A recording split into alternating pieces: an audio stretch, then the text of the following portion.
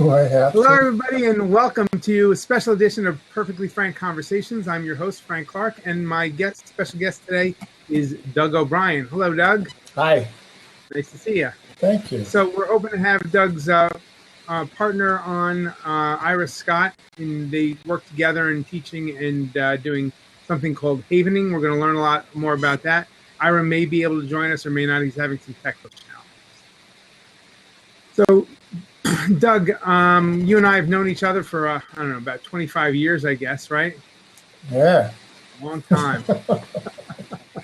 long time.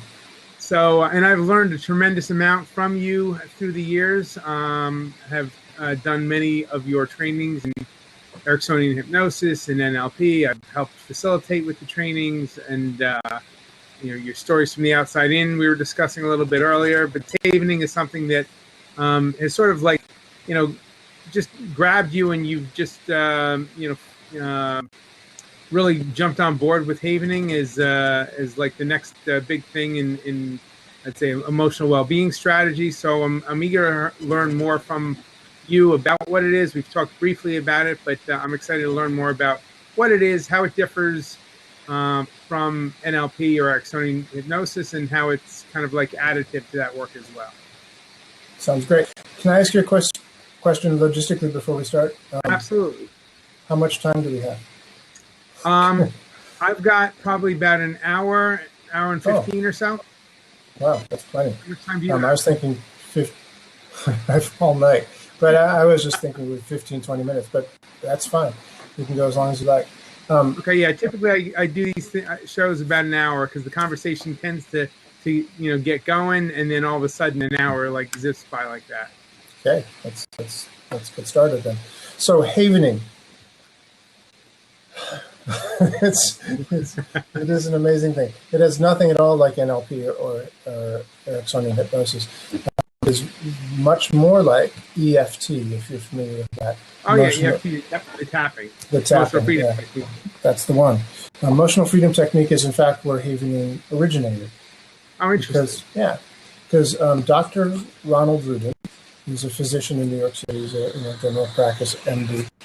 And one of his clients is a guy named David, what's his name? David Blaine, the magician. The magician who like freezes himself in a block of ice, that sort of thing. And David Blaine shares an agent with a guy named Paul McKenna, who's a famous hypnotist in England. He's very famous in England. He's had his own TV shows, several best-selling books. Brilliant he's guy. Also brilliant guy. And he also did a show here on Broadway. So when he was doing his Broadway hypnosis show, he needed a doctor. And so through David Blaine's and his shared agent, he found Dr. Rudin. So when he was talking with Dr. Rudin, he mentioned about this tapping stuff. You tap on different acupressure meridians, and it cures everything from migraines to whatever. And Rudin said, "Oh, that sounds very interesting. Any books I can read about it?" And he said, "Yeah, as a matter of fact, there is a book. I don't remember the name of the book, actually, but Rudin got it and was reading this book. And one day, he was in his office, and the patient came in who was late because she had to go through a tunnel, and she had a phobia of tunnels. He said, "Oh, you have a phobia? You want to try something?" She said, "Okay." So he opened the book, the tapping book on how to get rid of phobias in 5 minutes. And he said, "Okay, tap here and tap here and tap here and do this."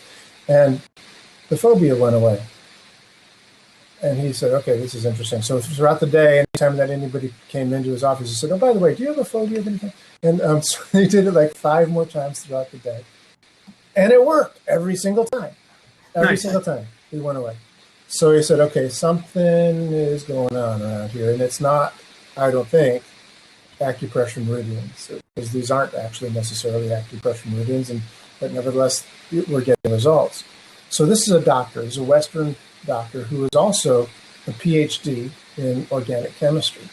And he's really good. He's a really smart guy. He was like, after he got his PhD in organic chemistry, he went and did his postdoctoral work with a Nobel laureate at Harvard. And after a while, I discovered what many researcher PhDs discover is that there's no money in research. So, so he went back to school at Albert Einstein University and got his MD. So he's been doing that ever since. But this got his curiosity aroused, so he decided to put his PhD cap back on and go back into research, like what is in fact going on here? Why are these results happening if it's not, as I suspect, having anything to do with this acupressure stuff? So he spent about 4 years, not doing experiments, but reading other people's research, reading a lot of different scientific papers that he could get his hands on because he's a doctor and a PhD guy, so he's a lot of access. And he went down this particular road of research, and it's like, I think this is why it's working. And then he discovered that wasn't why it was working. So he said, but that's why they call it research. It was just, if you got it right the first time, it would just be search. So, so went back to square one and started another pathway, and maybe this is why it works. And he believed that he did find the answer. So the answer had nothing in his mind to do with acupressure points, but it had to do with the fact that when you touch your face in certain places, that you start generating delta waves. And when you stroke the arms in certain other places, according to the research and his own empirical experience, working with people, that the delta waves that get generated by touching the arms and by touching the face and the front surface of the palms create a lot of delta waves, arms, face especially. And the interesting thing about that is that it changes the brain chemistry when you do that. I can get more into that in a few minutes, but he really believes that is what's going on with the tapping. But the tapping, unfortunately, doesn't do it as effectively because you're also tapping some places where you don't generate any delta waves, like the gamut point on the hand and the meridians on the arms or whatever. You're not getting the delta waves there. So when you talk about the delta waves, are these the same waves that they talk about in conjunction with sleep cycles? Yeah. Alpha, beta, theta. Those are the ones. Okay. So what's going on here with havening is that our bodies, your body, human body, is an electrical chemical organ. So for the brain to get the sensation that something's being touched on your leg or you're slapped on your hands or something like that, it has to be transduced to an electrical chemical signal to be transmitted to the brain. So in that action, brain waves are generated. Certain brain waves for different actions, but if you're touching on the arms, touching on the face, the waves that get generated by that touch are delta waves. Very slow frequency, large amplitude waves.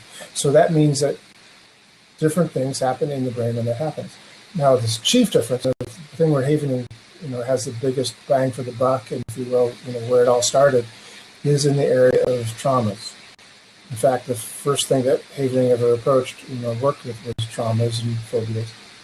And the reason that's so important is because when a trauma is encoded in the brain, you're getting exactly the opposite, the super fast gamma level waves, very fast frequency, short amplitude. So very, very fast. And the brain goes, into overdrive, and you get this fight or flight response. You get the norepinephrine, also known as adrenaline. You get the cortisol. You're getting these, stress hormones. You get the fight or flight response. And on the amygdala, particularly in the postsynaptic lateral surface of the lateral amygdala, you're getting these called AMPA receptors. There's receptors that pop up to the surface, and that is what creates the chemicals that tell you to run or fight or whatever, those responses. If it's a trauma, if it's a true trauma, there's another thing that's involved, and that is like there's a landscape of the brain that has you be open to traumas, or susceptible to traumatization, but also a feeling that you can't escape from this situation that's going on. I can't escape. So then those AMPA receptors get encoded. For example, where it keeps coming back and recurring nightmares, etc. That's exactly right. Exactly. We're doing a lot of work with vets right now, both in England, also in here, and also in Canada. Oh, fascinating. Fantastic. Yeah, it is. But what happens then is the AMPA receptors get basically kind of glued onto the surface because the brain wants you to remember this scary thing. This is a survival mechanism, right? So these AMPA receptors are potentiated. They're on the surface, and they get glued into the place with this phosphate. It's a PKM zeta-like phosphate that kind of basically glues it to the surface. So that means anytime you get, a semblance of something that's like that experience, like the smell of that fire that was there, or the the look of that gun or whatever it was, those AMPA receptors go, we're back, and you get this, fight or flight response. And so that's just what happens with a trauma. So I want to slow you down and give you an opportunity to unpack some of the technical jargon that you've been spouting, so people don't jargon in plain English what the hell you just said. It's called science, my friend. So. You start talking about the amygdala, and it's a component of the brain, and that's the center of the brain that affects and controls what? Fear, mostly. Fear. Okay. Mostly, yeah. It's it's part of the limbic system, the sort of central part of the brain, and the amygdala is a little almond-sized organ in this central part of the limbic system. It's very closely related to the hippocampus, which is where a lot of memory is encoded.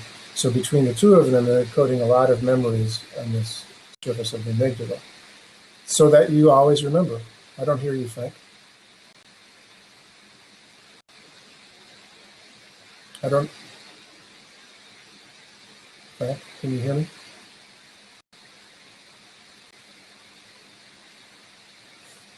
I don't know what's happening.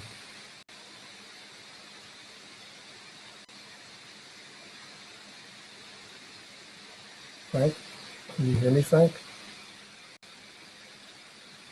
I can't hear you.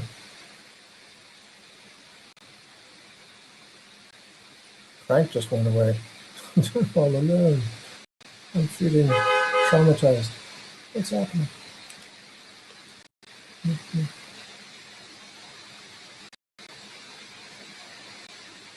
I don't hear you, Frank. How about now? Oh, yeah, there you are. Yes. Do you hear me? I must have bumped the mute button accidentally. Ah. Well, that was fun. So where'd we leave off? So you're talking about the AMP receptors. Unpack that a little bit, people. AMPA receptors, AMPA, A-M-P-A, are these receptors. So if you think about the surface of the amygdala, it's an organ. It's a vital thing that's going on. It's changing constantly. It's amazing. The brain is just the most untapped, unknown. It's like bigger than the universe. There are so many billions, trillions of connections. The synaptic connections are extraordinary. Yeah, it is mind-boggling, in fact. So this all happens, so that on the lateral surface, the surface of the lateral amygdala, and the postsynaptic surface of the lateral amygdala, these AMPA receptors are potentiated to come up to the surface. And when they do that, they are creating signals that cause chemicals to be released that get you to fight or flight, to get these responses in your body. So heart beats faster, blood vessels are constricted, and you get this fear response. That's what causes the fear response, and it's a very healthy thing. It's why we survived up till now. It's our ancestors of this happened. But we also need, of course, to be able to counteract that. And for most things, if they're just fearful, those go away again. But if it's encoded as a trauma, there's that extra couple of ingredients. One is that your brain has a kind of you're susceptible to the trauma for one reason or another. Maybe you've been through a lot of traumas like that, and this one is just the worst one ever. Or you'd already experienced maybe a lot of stress in your childhood, maybe, or something. Yeah, a number of things can create a susceptible landscape of the brain. Right. But if it's there, and you have this traumatic experience that you feel is life-threatening, and then you realize that you can't escape from it, all those components together are necessary for this to be encoded in your brain as a trauma. When that happens, these AMPA receptors essentially get glued to the surface with this phosphate that glues into the surface, and they are then there. And talk therapy and tapping, whatever, doesn't get rid of them. What gets rid of them is its antidote. You need to dissolve the glue. When you do havening, the delta waves create different chemicals, because they're very slow waves. They create very different chemicals than the fast waves. So these fast waves give the calcineurin and the adrenaline and the norepinephrine. What these give you is serotonin. They give you GABA. They give you, particularly the most important one is calcineurin, because calcineurin is a phosphatase. It's an enzyme that dissolves the phosphate that glues those AMP receptors into place. So literally, the AMP receptors are removed from the surface of the amygdala. Fascinating. Gone. So, like biochemically, they're dissolved by the they are gone. Yeah, opposing biochemicals. So exactly. So the phosphate is dissolved. The AMP receptors get depotentiated. In other words, they go back into the surface of the amygdala, and literally, the component parts of those AMP receptors are recycled. They're taken by the brain to do other things. So they're gone. Yeah. So, I mean, we're talking cures here. We're not talking like I feel better about it. It's like the fear is gone, and never comes back again. Those AMP receptors are gone. So, you're physiologically dissolving the biochemicals that were creating the reaction. Yeah. That's absolutely fascinating. It's amazing what happens. I mean, a story, referring back to your question before about the stories from the outside in. The first time Ira Scott, who unfortunately is not here with us at the moment, were at a Havening workshop, such as the one he and I will be teaching in a couple of weeks, by the way. But when we were at the one, learnings from Dr. Rudin about how to do this, there was a woman in the audience who was volunteering to be a subject, as a demonstration subject, who had been present in the World Trade Centers when the plane hit. She was 8.5 months pregnant, getting money out of an ATM on the ground floor of the World Trade Centers when the first plane hit. So they'd gone from a kind of bucolic, beautiful day, just getting some money, going shopping probably, and then boom, everything changed. And literally everything changed. And all of a sudden, she is in this situation. It's a traumatic event. It's life-threatening, and she can't escape, right? So she is traumatized, and obviously she survived to talk about it. But here we are, 12 years later at the seminar, and if you start talking to her about this subject, she gets because the AMP receptors are just so there. She's been this way for 12 years. ATM machines, planes, smell of the fuel, tall buildings, any of these things would set her off. So she went up to do this demonstration with Dr. Rudin, and on a scale of 0 to 10, you always do a SUD, a SUDS, subjective unit of distress test. You ask, well, subjective, how do you feel on a scale of 0 to 10? So she was at a 10, and then just like boom, it was like out of her skin, So then he did a Havening demonstration with her. So he started, stroking her face and her arms and distracting her by talking to her about, climbing up staircases, one step at a time, count your footsteps, walk through the sand on the beach, and, sort of distracting things. Sing Frere Jacques, move your eyes back and forth like the India, and then just do various these things.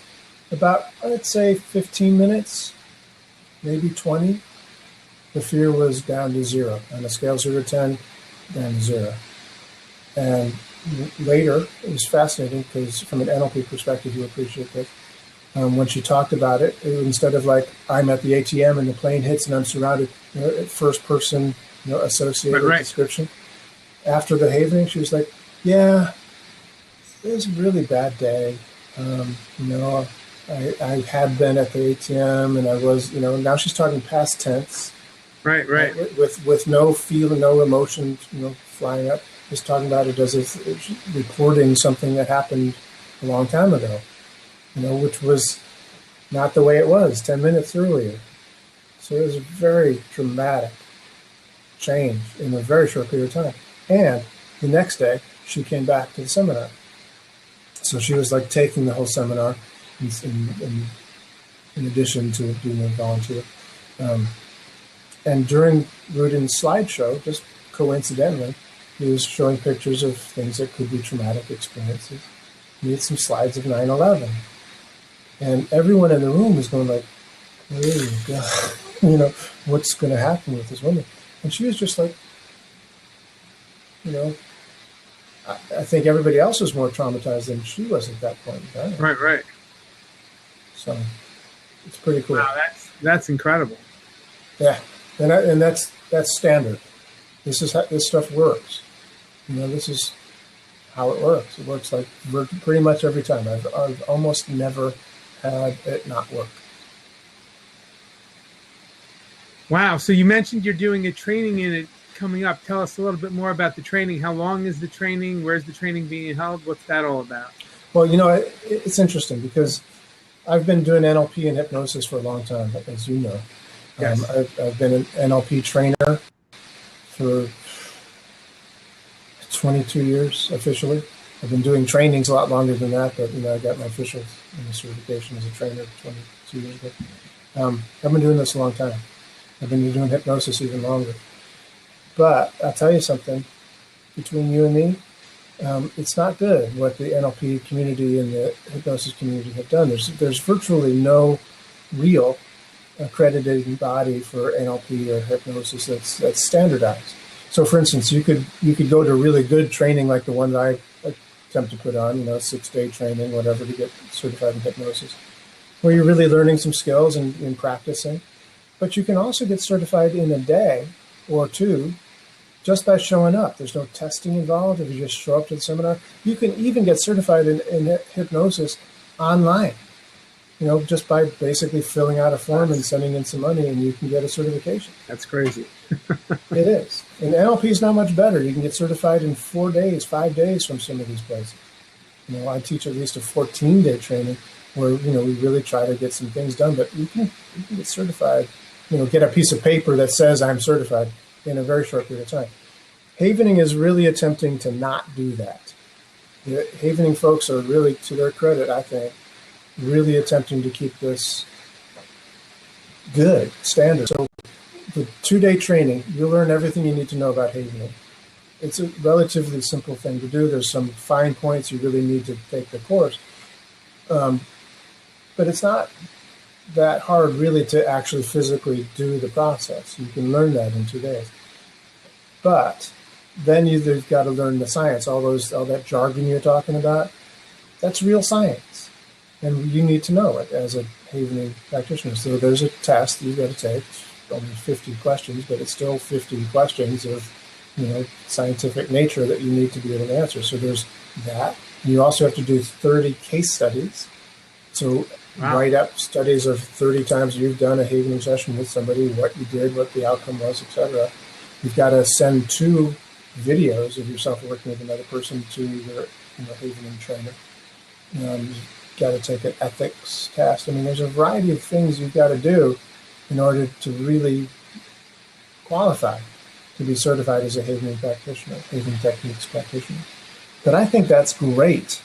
I do. I think that's, too many things these days, I think, at least, are, down and dirty, do it as quick as you possibly can, and, it's not really worth doing anything. Yeah, like the EFT training is about 15 minutes, as I understand it, right? Well, I don't know. I don't know anything about that. But this is, like I said, it's not hard to do, but there are some things you should be careful of. There are some fine points. And so we cover all that in 2 days training.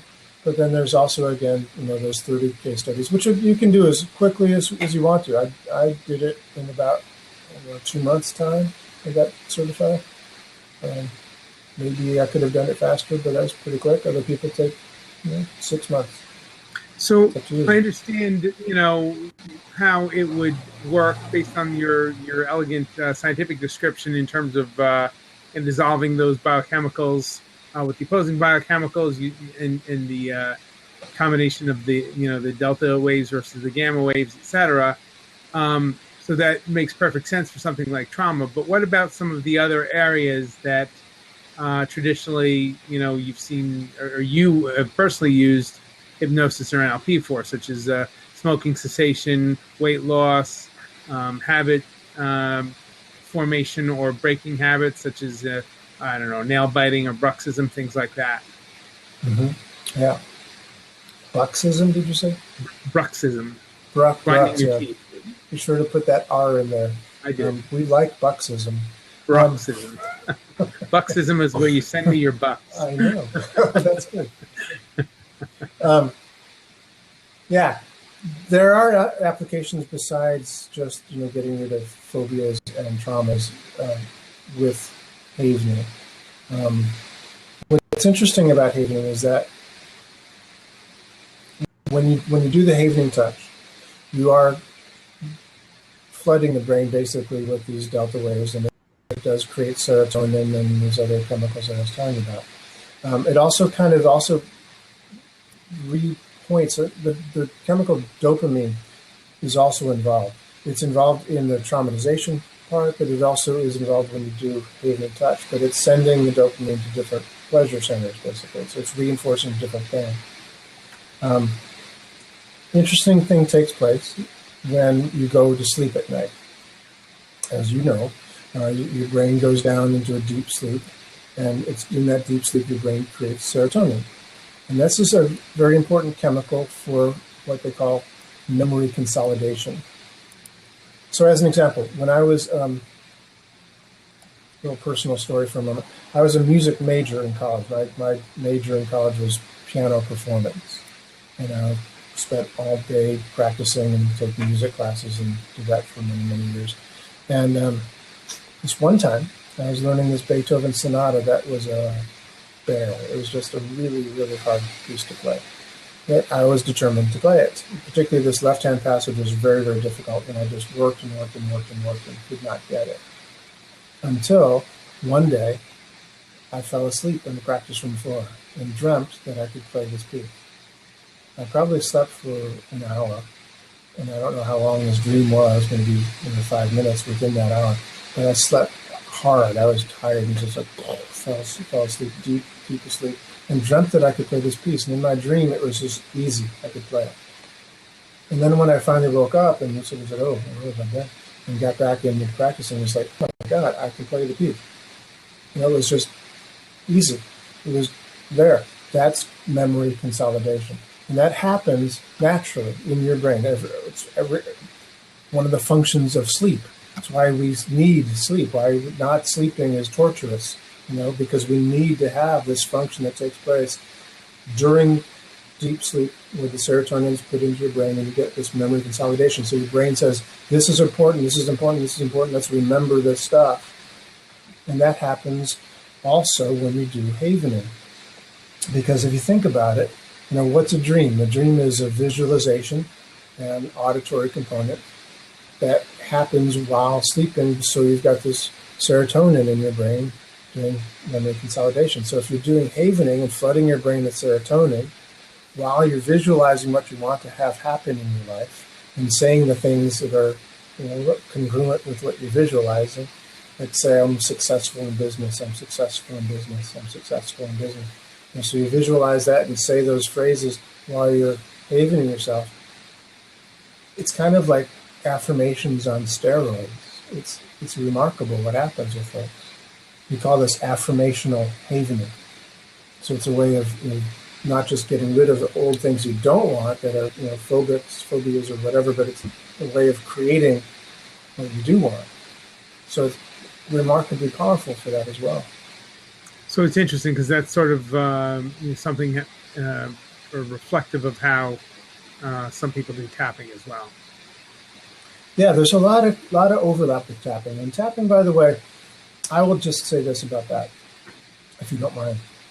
It works. Tapping works. I know a lot of people that swear by it. I know people that have gone to Rwanda and helped with the natives, the Rwandans. Yeah, Dr. Lori Layton.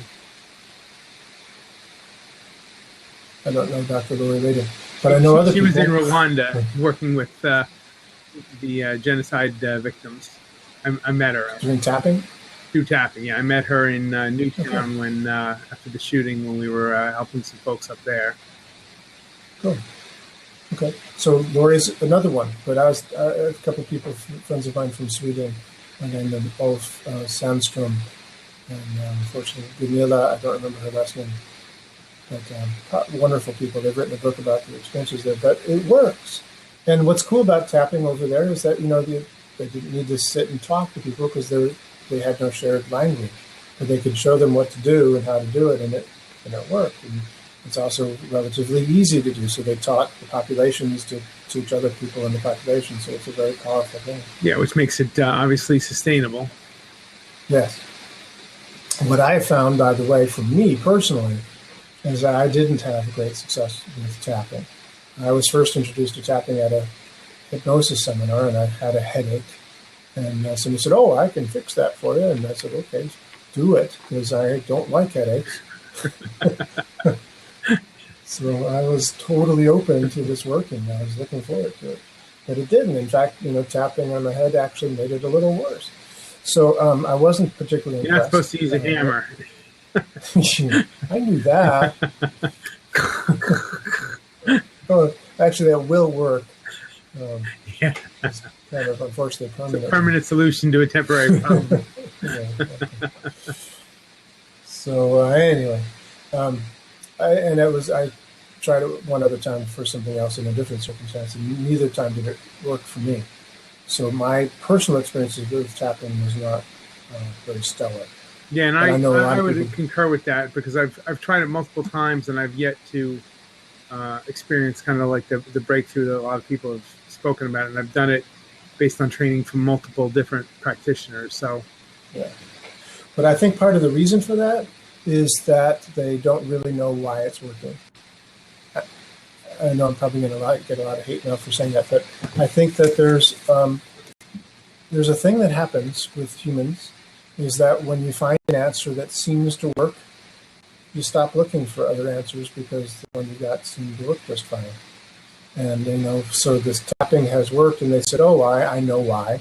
It's because of the acupressure points and stimulating energy right there. So therefore, because that's why it works, we can now do this with that as well." And unfortunately, it's not why it works. The tapping works because you're getting the delta waves. It's not because of acupressure points. It's because of the delta waves. And because havening has actually sort of gotten to really why it does work, it can tell you, how specifically it works. Then you can find out, well, it does work for this, but it won't work for that. So don't make claims that it's going to work for this thing that it doesn't work for. And it works when the AMP receptors are potentiated. So you need to, go through those first steps of doing a really good evaluation and intake of like what's really going on here, getting back to the original event that takes place or some other useful sort of moment in time, and then do the process from there. So when it's done properly, it works pretty much every time.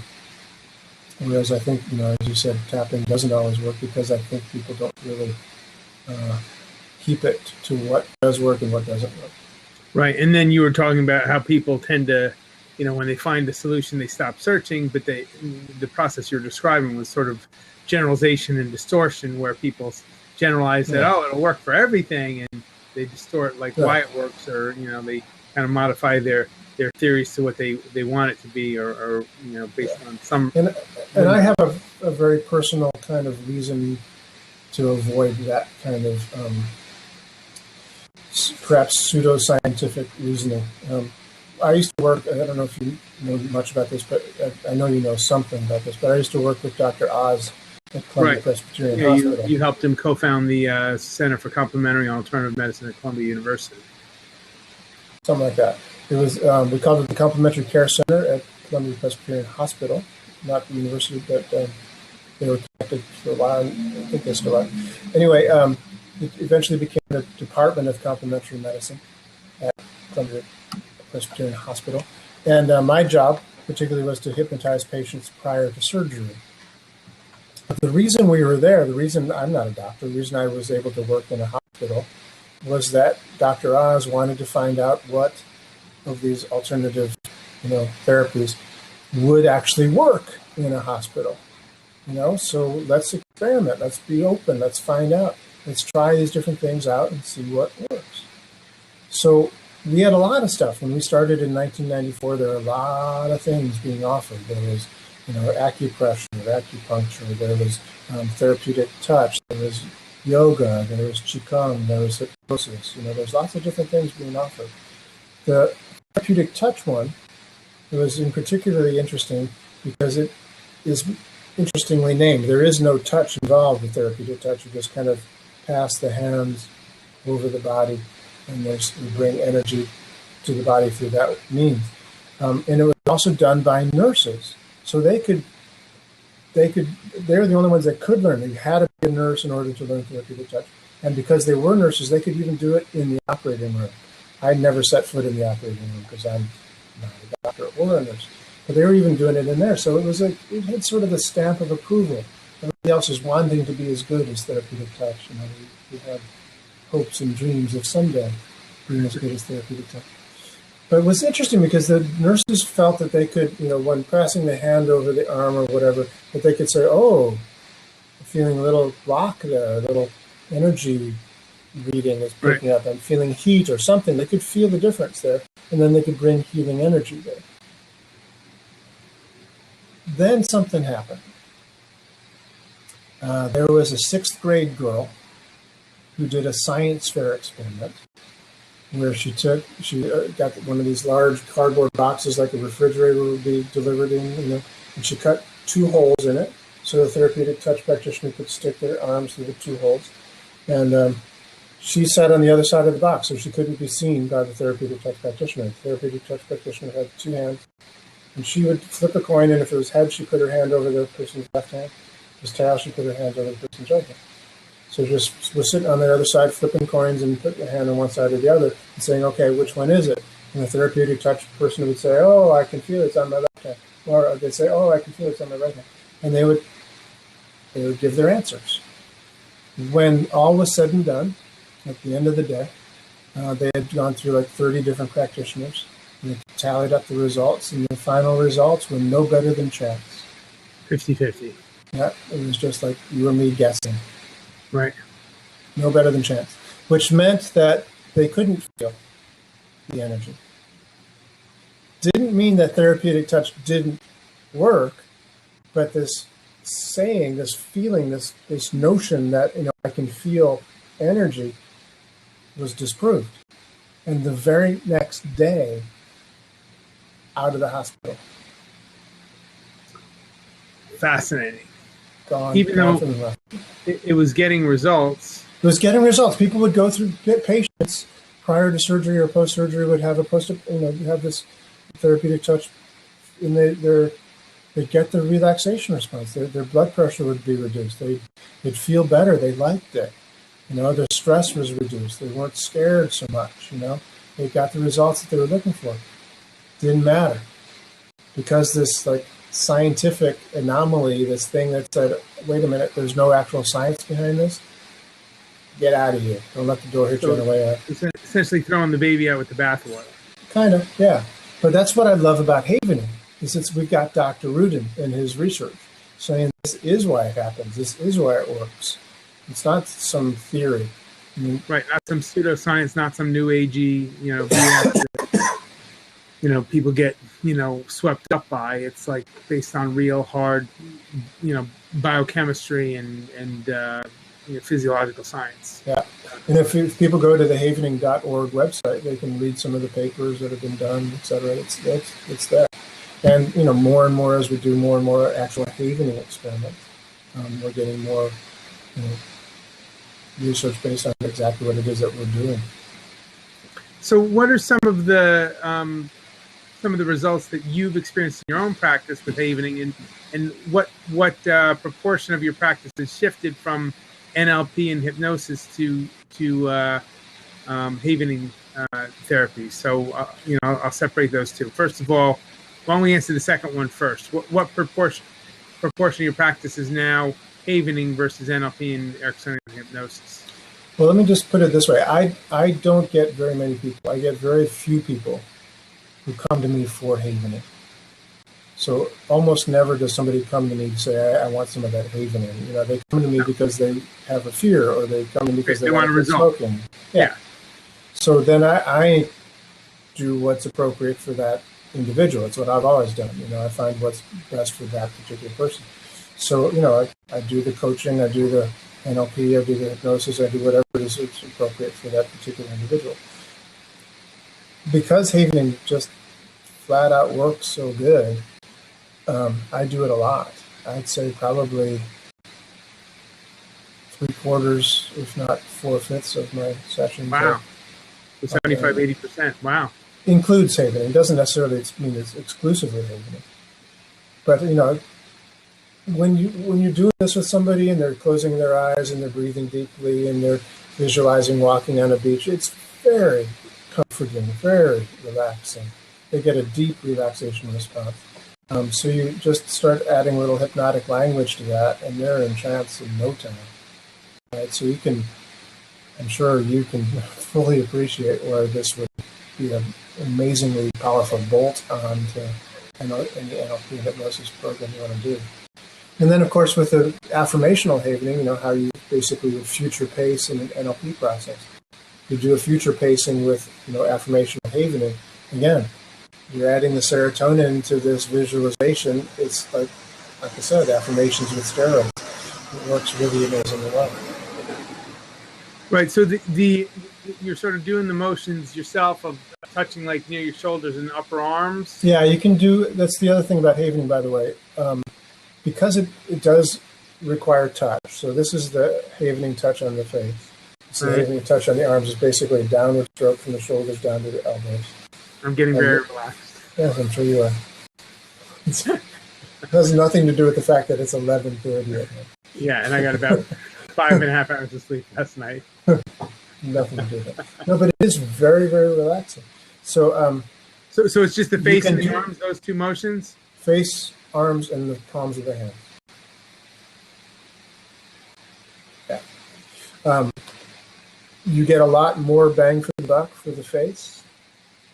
The arms, again, are a lot more, you get a lot more delta waves, if you will, from your arms than you do from the hands, but the hands also do generate delta waves. The back of the hands don't generate delta waves.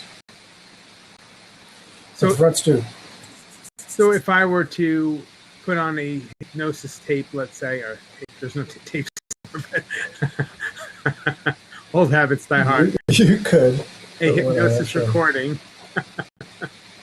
Yes. And sort of do that process, myself, not having been trained in it, I would still get some percentage of the results. The touches. Yeah.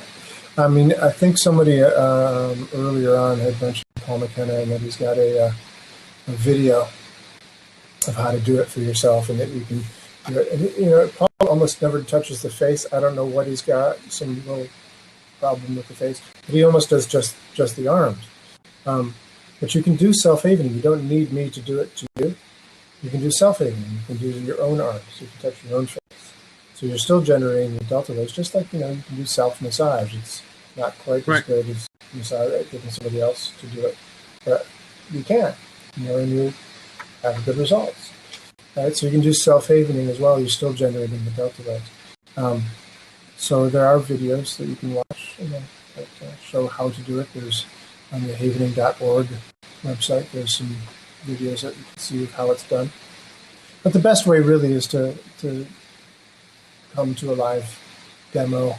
We do occasional introductions to havening live courses, and we do an actual demo with a person that lives well. And so your live demo is coming up this week, next week? We're doing an actual certification course, June 11th and 12th of 2016. Oh, June 11th. So that's coming up very soon. Yeah. A week from this weekend. Yes. As we record this now, yes, it is a week from this weekend. It is June 11th and 12th, depending on 2016. Yes. And somebody's watching this. Yeah, coming up soon. Ira Scott is great. Coach, I know we're both certified havening trainers, and this woman named Dawn Ryan is coming in from Kalamazoo, Michigan. I think it's Kalamazoo, but Grand Rapids. I'm sorry, Michigan for sure. Grand Rapids probably. Ann Arbor. She's from Ann Arbor. Hey, you and I were in Ann Arbor together on. That's right, we were. Smoking cessation. Okay. No more. Don't say that. Well, yeah, that's right. Frank traveled with me when I was doing hypnosis for weight loss and smoking cessation from city to city to city. So that's kind of interesting. Yeah. What? I was going to say, yeah, I put on 20 pounds in 30 days from all the stress. It worked. Worked for the audience, but I'm just kidding. But that was a lot of fun, actually. Hypnosis for weight loss and for smoking. Hypnosis for weight gain. That probably work for bodybuilders, right? They do. So anyway, yeah, Donna's coming. She's actually the first certified havening trainer in the United States. That's the other thing about this. Dr. Ridden's been about 4 years doing the initial research, about 6 more years doing research before he told anybody about this, outside of his twin brother, Steve. So it's new. I am one of, I think, 20-something certified havening trainers in the world. Wow. Yeah. How many are in the U.S.? 5. 5. Wow. No, maybe 6. Maybe there's more. I'm sorry, but it's not a lot. It's not a lot. And those, by the way, that includes Dr. Rudin and his twin brother Steve, who've been doing it for years. They are also obviously certified trainers. But there's not a lot. And it's very big in Europe. It's growing rapidly. How many trainers are there in Europe then? About? Well, like if there's 5, there's 20 total, and there's 5 in the United States, that would be 15 over there. 15, okay. Yeah. But that's proportionate close to. So there's none really in Australia, the UK. I know those are big. UK, yeah. UK. I'm sorry. I was saying Australia and New Zealand is what I meant to say. Yeah, there are no trainers there at the moment. There's a couple of certified practitioners there, but there's no trainers there. So worldwide, there are under 100 certified practitioners. Wow. And of that, what would you say about 20, 25 practitioners in the U.S.? That sounds right. Maybe a little bit more, maybe 30. So it's a really kind of a new field, and anybody who would be studying this would really be on the cutting edge of emotional healing and well-being, and obviously that would be worth flying into someplace like New York to take this training. I mean, obviously it's a little bit late notice for people flying in, but it's not a major opportunity. And how many trainings in havening would you say you're doing in a year? Well, this is the first one we've ever done. So that would be at least one. So, yeah. I'm scheduled to do another one in Oslo, Norway in September. I'll be doing one with Donna Ryan in Grand Rapids, what did we say? Ann Arbor, Michigan, in November. So there's other ones. The ones that I'm doing are those 3. Nice. Yeah. So I wanted to go back to my other question, which is of the individual havening sessions that you've done in your own practice. What are some of the unique or astounding results that you've personally witnessed from this patient, similar to the one that you described with the 9/11, the World Trade Center woman, but that you've seen outside results in your own practice? Okay, cool. Like I said, a lot. There are many, many, many. So I'm just thinking about today. I had a woman that came in for fear of public speaking. It's interesting. I get this a lot. It's a very common phobia of public speaking. I'm sure you listeners are aware that the fact that it's the number one fear in America, kind of thing, or probably worldwide. Go ahead. I was going to say, I love the, I forget the speaker who said it, is like, number one fear is public speaking. Number 2 is death. So that means that the guy giving the eulogy would rather be in the box. Yeah, exactly. Yeah. So, and it's funny because it presents itself differently every time. I ask, well, what do you mean by you fear public speaking? What's that like for you? And, people have different ways that it happens for them. So this woman just described to me what happened for her, and that her father was this way. I won't go into a lot of details, but let's just say that her father was abusive throughout her childhood. So it set up that landscape, as you said, landscape of the brain for traumatization. Yeah. And then certain things happened when she was wanting to talk in a sort of bunch of collected CEOs. There was in this board of directors kind of thing. And she had this prepared talk that was going to be happening. As she started giving this thing, one of the guys said, "Excuse me, can we just cut to the chase here? Let me ask you a question." And just sort of stopped her and interrupted her pattern, and asked her a question that she didn't know the answer to right offhand. So she started freaking out at that point. So that was like the main event, but she's reinforced that kind of fear over and over and over again for years now. So she's let that develop, let that mushroom into this full-blown fear. So we started doing some, like I said, people come to me not for havening, they come to me for a result. So I didn't start with havening with her. Started doing some NLP things with her, actually. And I got, little results. We had nudged it a little bit. But then I said, okay, let's do some havening. And of course, you have to explain very carefully to everyone that you're doing havening with, because it's kind of weird for somebody to want to be stroking your shoulders. He's a therapist. And the therapist never touches you in any way, shape, or form. You stay over there, I'll stay over here, we'll just talk about it. Right. But this is this kind of human to say, I'm scared. Oh, let me just, it's okay. Okay. So we had her sign the release form, and I explained what it was all about. But then we did the havening. So scale 0 to 10, it was at a 10. After the first kind of round of doing a few things, it had already got down to an 8. Interestingly, when it got down to about a 6, she was feeling like, oh, this is very interesting. But then it sort of went back up again because some other memory came up. That sometimes happens. Then it went back down to a 6 and then down to 4. And we finally got it down to 0. And, she was really skeptical, that this fear was gone. So she kept trying to bring it back. Thought, well, isn't that interesting?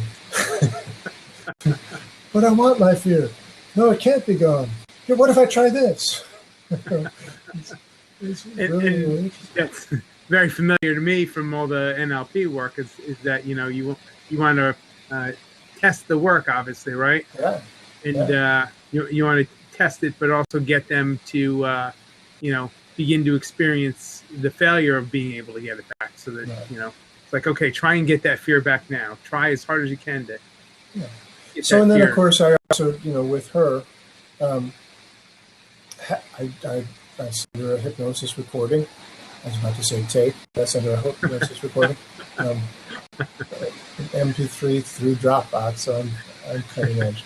But woohoo, you go, boy. I know. People can even stream it. But anyway, I sent her the recording, and so I gave her a hypnosis homework assignment as well. But really, it was pretty much done. She just needs to be convinced of it now. She needs to go into office tomorrow and give a talk without being nervous. But pretty soon she'll start developing these new patterns of like, yeah, I am a good public speaker. Yeah, I do know how to do this well, and I have no problems with which is what it was before that event took place 8 years ago. So yeah, do you want more examples of that? I've got dozens. Yeah, give another one of something, let's say, that's more related to directly related to a trauma, not the offspring of a trauma, but that's a direct trauma correction.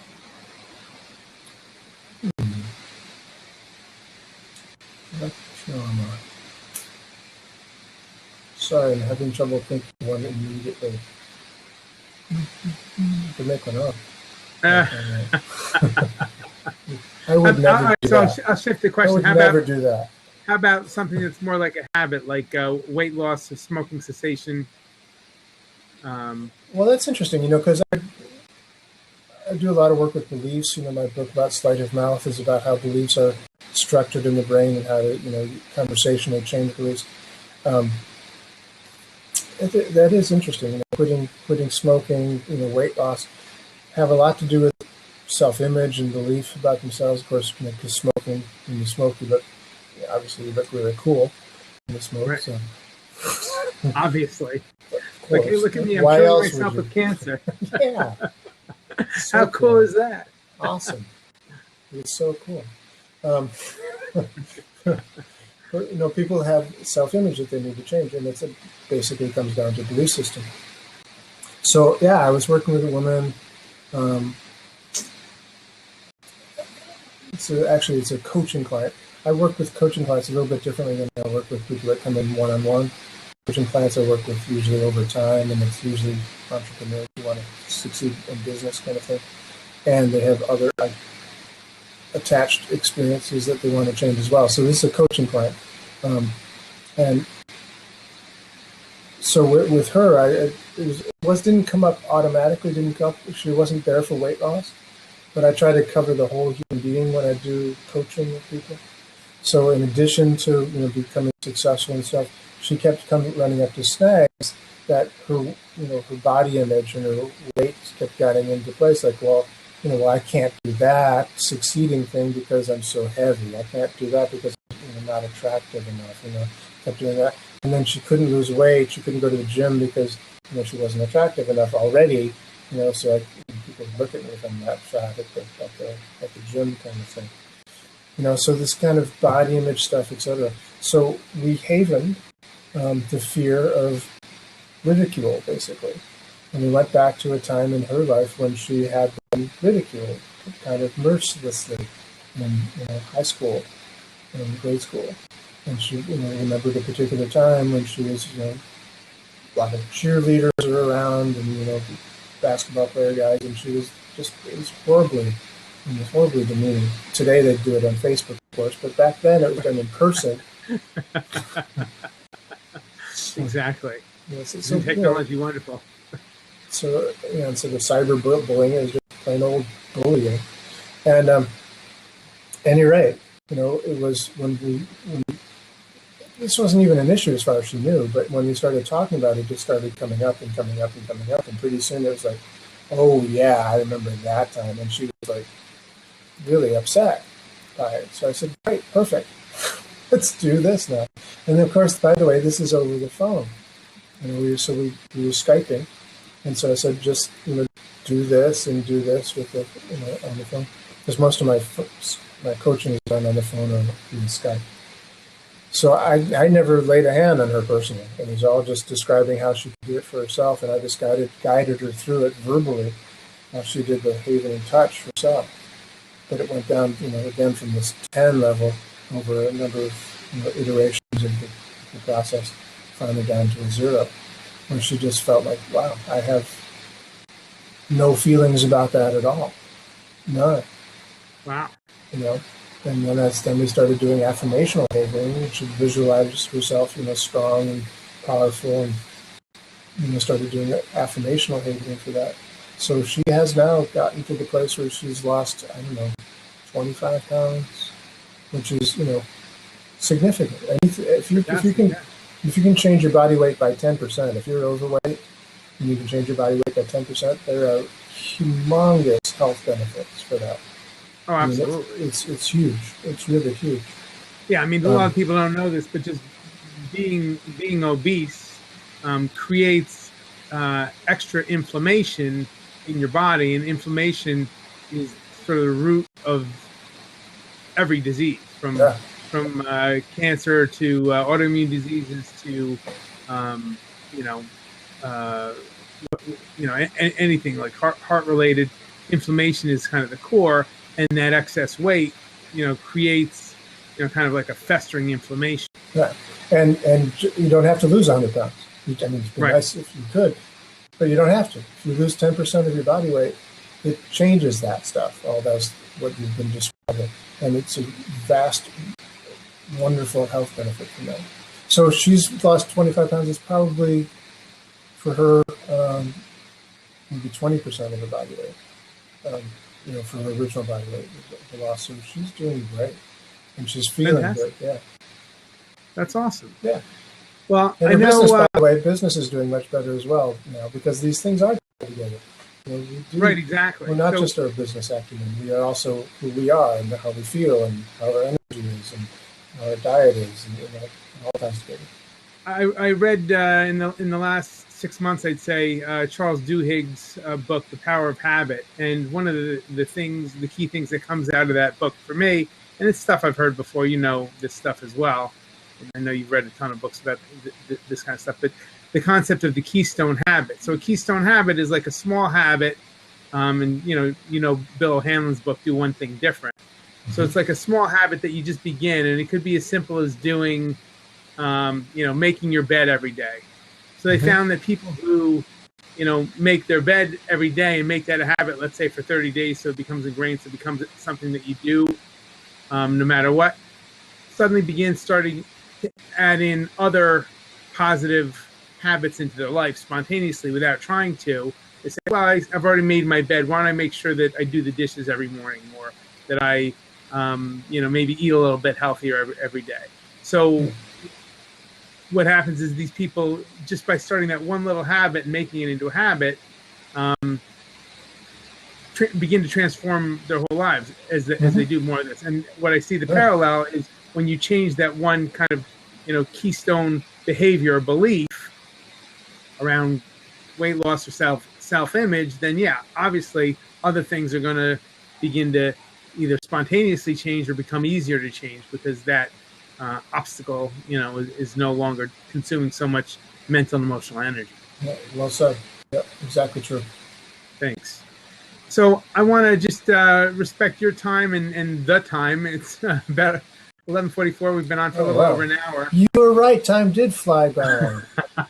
That's what happens every time I get on one of these things. Wow. I'm like, you know what? Probably we can do this in 15, 20 minutes. And next thing you know, we get deep into a conversation and an hour flies by like nothing. Wow. That's how I got so addicted to Blab.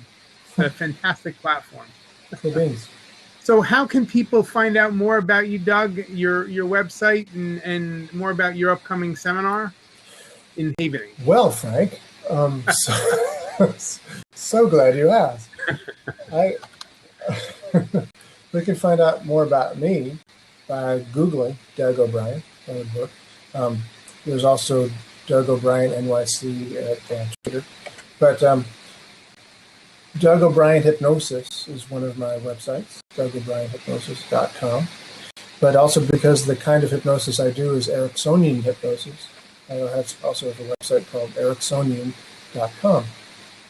And at Ericksonian.com is actually more of my site for trainings, for taking NLP certification course, or for a hypnosis certification course, or in this case, a Havening techniques certification course, which is happening on June 11th and 12th in New York City.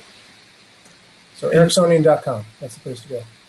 So I posted those there if people want to check in on the chat or on the replay. So Ericksonian.com, DougO'BrienHypnosis.com, or follow Doug on Twitter at DougO'BrienNYC. So I want to say thank you so much, Doug. Always a pleasure to spend some time with you. I'm glad we were able to connect on here on this platform, on this recording. And I'm fascinated by Havening.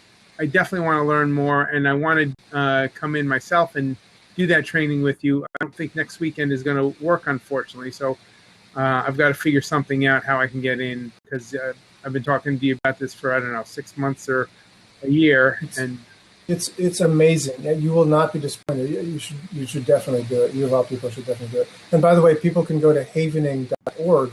Also, it's not my website, but there's a lot of good information there about Havening.